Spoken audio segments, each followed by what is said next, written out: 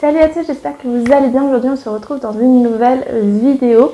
J'avais envie de faire cette vidéo parce que les formations du Muséum d'Histoire Naturelle m'intéressent particulièrement et je pense que je ne suis pas la seule. Maintenant je me rends compte que ce ne sera pas une majorité de personnes, mais j'avais vraiment envie de parler du muséum. Et notamment, ça s'adresse peut-être plus aux personnes qui sont en licence qu'aux personnes post-bac parce qu'ils proposent un master notamment qui est particulièrement réputé là-bas parce qu'il concerne directement l'activité du muséum. Peut-être que ça va pas intéresser tout le monde, mais j'avais trop envie de faire cette vidéo et d'en parler parce que c'est vraiment des sujets qui touchent aussi à ce que je fais moi ou ce que j'aimerais faire plus tard. Donc voilà, je me suis pas mal renseignée et je trouve ça important de vous le présenter. Et peut-être que vous allez découvrir plein de petits trucs. Donc déjà, c'est quoi le muséum? Donc je parle du Muséum d'Histoire Naturelle de Paris. Donc c'est, on va le dire comme ça, une grosse entreprise qui va réunir beaucoup de métiers et qui s'intéresse à 3 domaines, donc le musée, donc les expositions, le fait de sensibiliser le grand public, la recherche qui peut être appliquée ou non appliquée et également une partie qui va être l'enseignement sur lequel je vais me plonger plus exactement puisqu'il va regrouper certaines formations. Et notamment sur le site même de Paris. Vous avez peut-être déjà visité le muséum ou pas, notamment les galeries qui sont permanentes ou alors des expositions plus temporaires. Il y a aussi au niveau du muséum, donc c'est proche de Gare de Lyon, si vous ne savez pas trop où il se situe. Il y a aussi sur ce site-là un parc zoologique, mais qui est très petit et très restreint. On va avoir aussi d'autres salles avec notamment des conférences, des journées qui sont ouvertes soit que aux chercheurs, aux entreprises, mais aussi des conférences plus pour le grand public. Il y a aussi des grandes serres que je vous conseille de visiter parce que franchement elles sont pas mal. Et puis il va y avoir aussi, je ne sais pas si vous connaissez, mais l'illumination, notamment c'est je crois fin automne, début hiver ou peut-être fin été, automne. Dans le parc du muséum, il y a une exposition la nuit, donc avec souvent ça concerne des espèces qui sont en voie de disparition et donc en gros, ce que le muséum fait, c'est des illuminations, donc une représentation artistique de chaque espèce en voie de disparition avec des explications tout au long de la visite. C'est très très beau, c'est ludique parce que ça permet de se rendre compte d'espèces qui sont en voie de disparition. Ça a un coût, je crois, je ne sais plus exactement combien, mais si vous avez l'occasion d'être sur Paris et de le faire, franchement, c'est plutôt pas mal. Mais je m'arrête là pour le muséum. J'avais plus envie de vous parler des formations. Donc je vous disais que le muséum propose plus exactement des masters. Il propose aussi des offres en licence, mais c'est pas des offres qui sont disponibles direct post-bac. Tout d'abord, il y a une option qui est une mineure, qui en fait le muséum a des partenariats notamment avec la Sorbonne, et donc il propose une mineure parcours histoire naturelle, homme, patrimoine, société. C'est une mineure qui est proposée aux licences 2 et aux licences 3 de la Sorbonne pour les parcours qui sont autant dans les sciences que dans la littérature. Et le principe, c'est de pouvoir parler de biodiversité, d'évolution de l'homme, de patrimoine aux licences. Mais si ça vous intéresse directement dès la licence 1, il y a aussi une introduction à cette mineure qui est proposée à la Sorbonne. Le premier module de cette licence, c'est le patrimoine naturel et il va s'intéresser à plusieurs petits sujets, notamment l'évolution des paysages du passé vers le présent, vers le futur, avec notamment les modifications qui ont été engendrées dues à l'activité humaine, mais aussi de la question de comment conserver ces paysages, sachant que ce n'est pas quelque chose de figé, mais quelque chose d'évolutif. Et toujours dans le patrimoine naturel, il va y avoir une étude autour de nos parents proches biologiques, donc tout ce qui va être les grands singes, avec notamment chimpanzés, etc., pour comprendre cette évolution de notre patrimoine naturel. Le module suivant, c'est celui de patrimoine culturel qui va plus s'intéresser à nous, à l'homme, à comment il a évolué et notamment s'intéresser à tout ce que l'homme contient, donc autant la partie plutôt au niveau de l'ADN jusqu'à la partie anatomique, notre corps tout simplement. Le module suivant, c'est le patrimoine matériel et là il va s'intéresser à toute la question de la muséologie, c'est-à-dire la conservation par le fait des expositions, de la conservation, comment on conserve, comment à travers des objets on va pouvoir parler de notre évolution. Et donc voilà, c'est un module en lui-même. Et un module patrimoine immatériel que je trouve super intéressant qui est l'évolution des langues. Comment on conserve notre patrimoine commun en tant qu'être humain en ayant plusieurs langues différentes et notamment une histoire de cette évolution des langues, des migrations dans le monde et comment on conserve ces langues dont certaines qui sont en voie de disparition ou qui sont de moins en moins utilisées ou de moins en moins favorisées. Donc voilà, ça c'est un autre module. Le muséum propose aussi une autre licence, mais cette fois ça va être plus une licence professionnelle. Donc la licence professionnelle, c'est la dernière année des 3 ans de licence en fait, c'est pour une L3. Donc il faut avoir fait une L1 et une L2 qui est directement en lien avec cette licence professionnelle.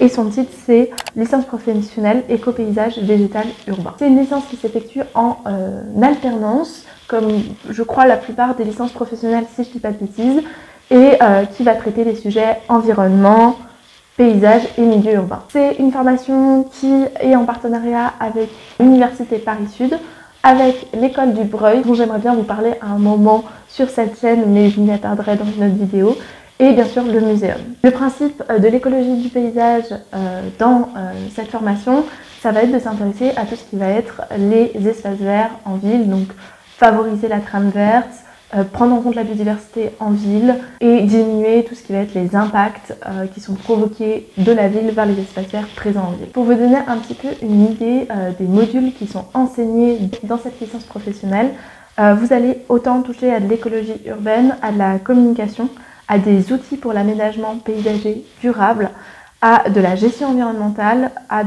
bien sûr une formation en termes d'entreprise, il y a toujours ce genre de module dans toutes les formations professionnalisantes, et aussi des modules autour de la biodiversité et autour de la composition paysagère. Donc cette formation, comme je le disais, elle est ouverte à toutes les personnes qui ont une licence 2 dans certains domaines, notamment biologie, géographie, génie civil, art plastique, histoire de l'art, archéologie, urbanisme, architecture. Elle est aussi ouverte pour ceux qui ont certains BTS ou BTSA, le BTSA aménagement paysager et gestion et protection de la nature, mais aussi production horticole, gestion forestière, et également pour ceux qui ont un BTS en technico-commercial, plantes ornementales et éventuellement certains DUT comme génie biologique, option agronomie, biologie, appliquée ou génie civil. On va maintenant passer à la partie master. Vous allez voir que le muséum propose un seul master mais avec 7 parcours. C'est un master qui n'est pas juste pour le muséum. Vous avez la possibilité de faire ce master dans d'autres universités en France. C'est le master BEE, donc biodiversité, écologie et évolution. Comme je dis, au muséum, il y a 7 parcours qui sont disponibles, mais dans d'autres universités, il y a peut-être des parcours qui ne seront pas disponibles. Donc si ce master vous intéresse, n'hésitez pas à regarder les parcours derrière et n'hésitez pas à regarder quels parcours sont disponibles dans quelles universités, quels sont les partenariats, quels sont aussi les partenariats, les opportunités, etc. Le premier parcours, c'est écologie de la conservation, ingénierie écologique, recherche et expertise, qui s'appelle aussi ESIR, qui est donc tourné autour de la recherche et de l'expertise et qui a lui-même des spécialisations au sein de ce parcours. La première spécialisation de ce parcours, c'est écologie de la conservation, donc tous les enjeux, toutes les stratégies qui vont pouvoir être mises en place pour conserver les écosystèmes et pour permettre à la biodiversité de perdurer, de prospérer et de pallier tous les impacts que l'homme a sur ces écosystèmes. Ensuite, il y a la spécialisation ingénierie écologique, donc qui se réfère à un travail de diagnostic préalable, donc regarder l'état du terrain, signaler quels sont les problèmes, quels sont les enjeux, où est-ce qu'on peut intervenir et ensuite proposer une intervention, un changement pour améliorer les écosystèmes, pour les préserver. Et enfin, la dernière spécialisation de ce parcours, c'est l'expertise faune-flore. Donc lui, il va plutôt aller vers un débouché naturaliste, donc le fait d'avoir une expertise et d'être plutôt chargé de mission, donc avec le fait d'être missionné pour apporter donc une expertise, donc des connaissances vis-à-vis d'un terrain, d'un site, sur tout ce qui va être la faune et la flore. Le parcours suivant, c'est écologie évolutive et fonctionnelle, qu'on appelle aussi EEVEF. On prend 3 spécialisations. Donc la première, c'est biodiversité et fonctionnement des écosystèmes. Donc le premier spécialisation de ce parcours, qui consiste à s'intéresser au fonctionnement des écosystèmes, notamment voir tout ce qui va être flux de matière, d'énergie et de réseaux trophiques, afin notamment d'évaluer quels sont les impacts et l'adaptation du vivant vis-à-vis des impacts environnementaux. L'écologie évolutive, donc la deuxième spécialisation de ce parcours, il s'intéresse plus particulièrement à l'origine de cette adaptation, comment les écosystèmes sont venus à fonctionner de cette manière-là, quel est le dynamisme du vivant. Enfin, la dernière spécialisation de ce parcours, c'est écologie théorique et modélisation, c'est-à-dire comment est-ce qu'on peut modéliser cette évolution des écosystèmes, que ce soit au niveau de l'origine, donc comment on en arrive à là, mais aussi comment on peut modéliser la façon dont les écosystèmes vont s'adapter à l'avenir. Le troisième parcours, c'est environnement et santé, appelé aussi ES, qui a 2 spécialisations. Faut savoir qu'en fait au muséum, ils n'appellent pas ça spécialisation, mais ils appellent ça finalité. Donc 2 finalités. La première, ça va être molécules et cibles thérapeutiques.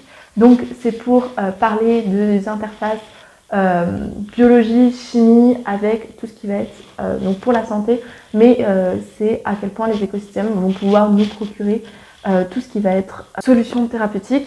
Et donc cette finalité s'intéresse à ça. La deuxième finalité, c'est microbiologie, environnement, santé. Et là, ça va être plus autour du coup des micro-organismes de l'environnement et de relier tout ce qui va être la santé humaine à la santé des écosystèmes. Le parcours suivant n'a pas de spécialité, en tout cas pas que j'ai trouvé en tout cas. C'est muséologie des sciences de la nature et de l'homme.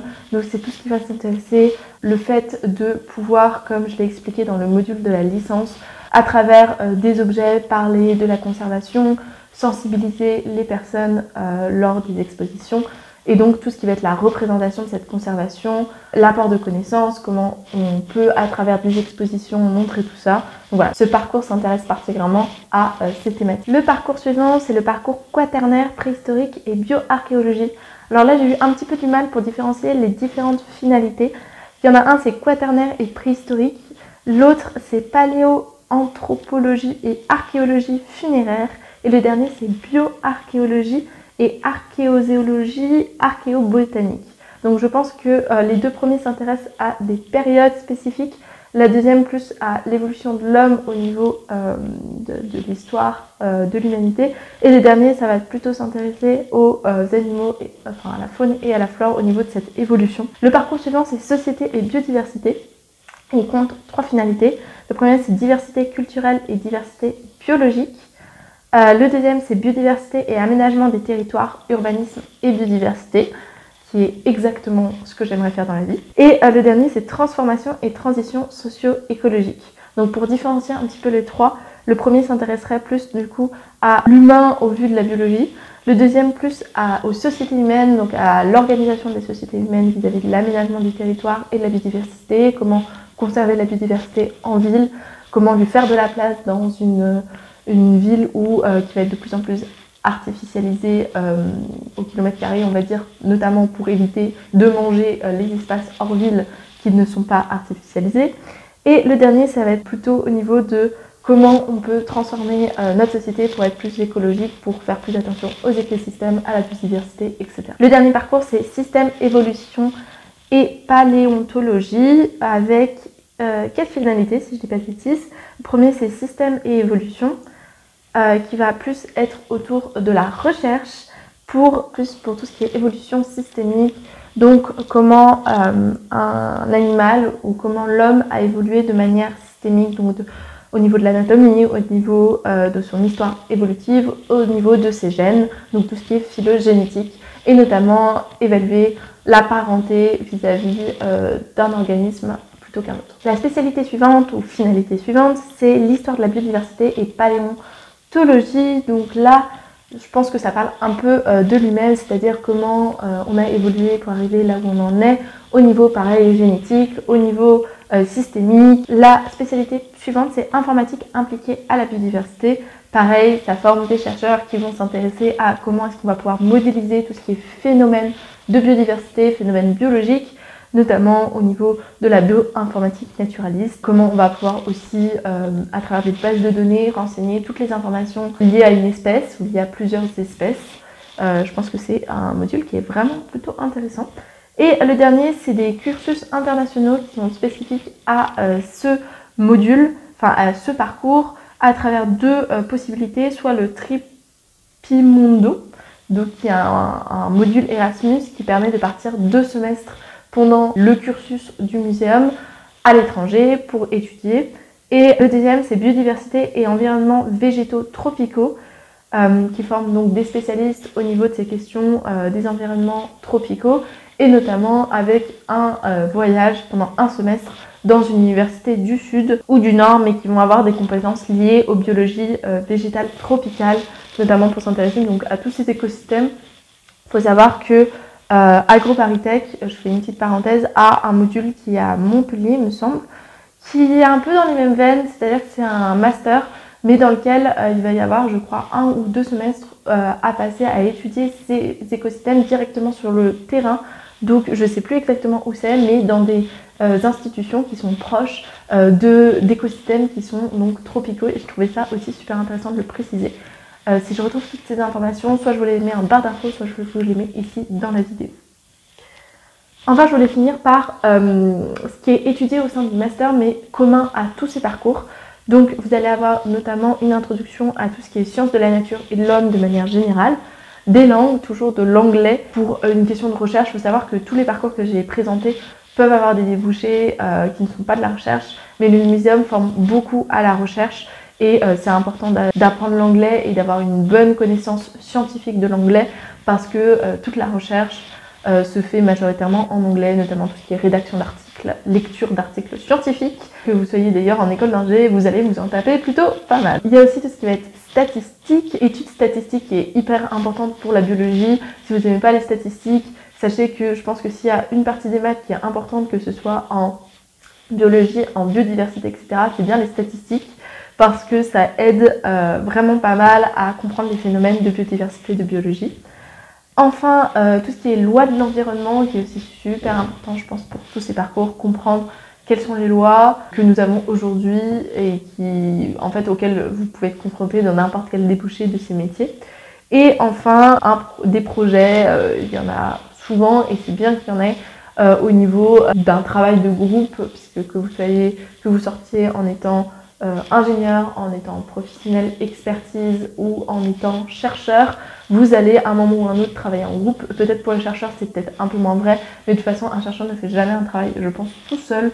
Il y a toujours des personnes pour l'aider dans ses recherches justement, et même au sein des autres chercheurs pour travailler sur des domaines d'études qui sont peut-être un peu similaires, se partager les connaissances, etc.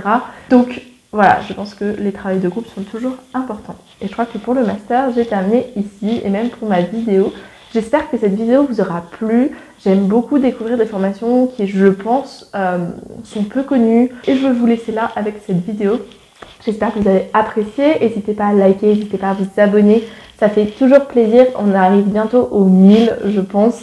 Et ça me donne tellement d'inspiration et de motivation pour faire plus de trucs. J'ai plein de projets que je suis en train de me noter et que j'essaye petit à petit de mettre en place. Mais voilà, je suis trop contente que ce contenu vous plaise. Et voilà, j'ai vu qu'on était bientôt aux 1000, donc je suis super heureuse et un peu fière aussi. Donc voilà, je vais vous laisser ici et on se retrouve dans une prochaine vidéo. Salut!